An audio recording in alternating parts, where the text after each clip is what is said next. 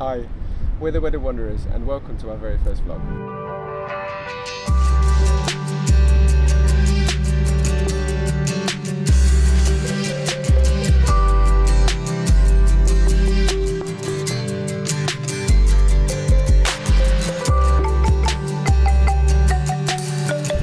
My name is Kieran and this is Hannah. And today we're in beautiful Penang, Malaysia. We've been travelling for about 2.5 months now, and we thought it was about time that we shared with you our top tips for before you travel.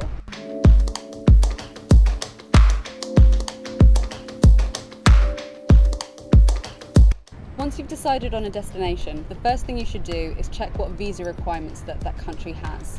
It's fairly easy to find out the information that you require about the visas for the country you're visiting.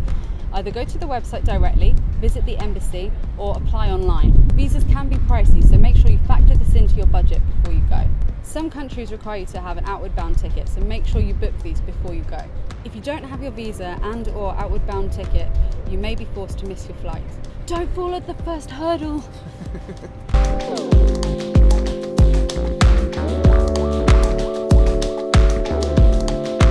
It's really important to get a bag that's suited to your needs. We needed our bags to be strong, reliable and easy to lock. We did quite a bit of research and decided on the luggage opening style backpack, one that zips around the whole bag and you can open as if it was a suitcase.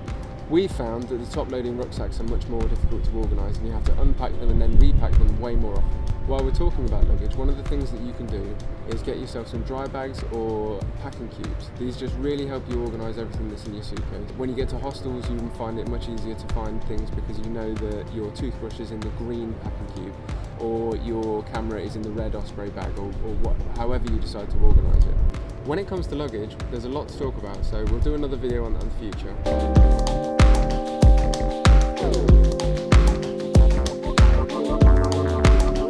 Something to consider before you've decided on your destination is what the weather is like. In Southeast Asia there are usually two seasons, dry season and wet season.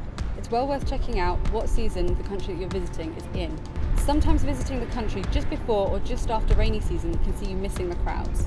Check out the events calendar for the countries you're visiting. Sometimes your visit might coincide with a big event and you wouldn't want to miss out.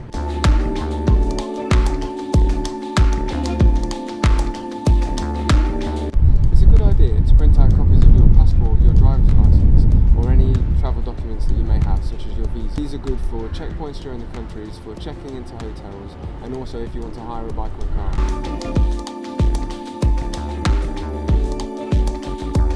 If you think you might want to drive a scooter abroad and you haven't driven one before, it's definitely worth taking a CBT course before you go. This will help increase your confidence before you go. However, we don't necessarily recommend that you do this type of driving if you don't have experience. I would say if you know that you're going to do it, then at least do the course. Just because you've done your CBT course doesn't mean that it's legal for you to drive in another country. You need to make sure that you've checked the law of the country that you're in. Some will accept your driving license and others won't. In some countries, an international driving permit will be accepted, but you need to make sure that you apply for this and take it with you before you go. Also, just because you're driving legally doesn't mean that your insurance will cover you. So make sure you get an insurance that does cover you for all of the activities that you're doing.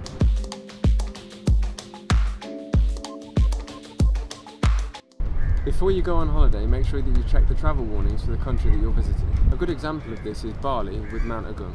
Before Mount Agung erupted, there were travel advisory warnings all over the government websites. Being aware of these warnings doesn't mean that you can't travel to that area, but what it does do is it allows you to make an informed decision on whether you want to go yourself or not. Bear in mind that some insurance companies will not cover you if you do decide to go when there is a warning in place, especially if you enter exclusion zones.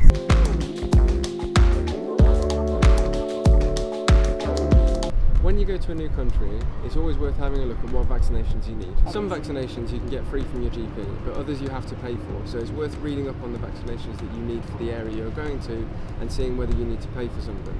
If you want to play with animals or anything like that, it's well worth getting your rabies shots. Or if you're going anywhere with monkeys, really. Just remember this is your health that we're talking about, so make sure you're safe.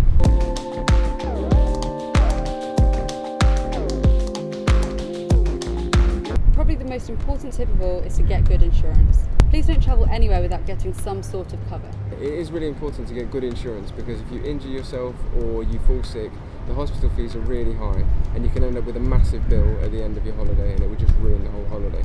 If you're doing anything that's considered an extreme activity such as skiing, snowboarding, rock climbing, anything like that, then make sure that your insurance covers you for these activities too. One thing we found when we were researching for our policy is that there is usually a single item limit. This means if you lose one of your valuables, the most that you can get back from it is about £250. So if you do have items over this amount, make sure you're covered. We had to pay a little bit extra, but our single item limit is now £1,000. So that's it from us. If you did enjoy this video, please like and subscribe below. And if you want to keep up with what we're doing, we'll link our blog and social channels below. If there are any topics you'd like us to cover in the future, then please let us know. We'd love to hear from you. So for today, that's Wedded Wanderers out. Isn't that how they do it in Wayne's World? Have you never seen the film? No.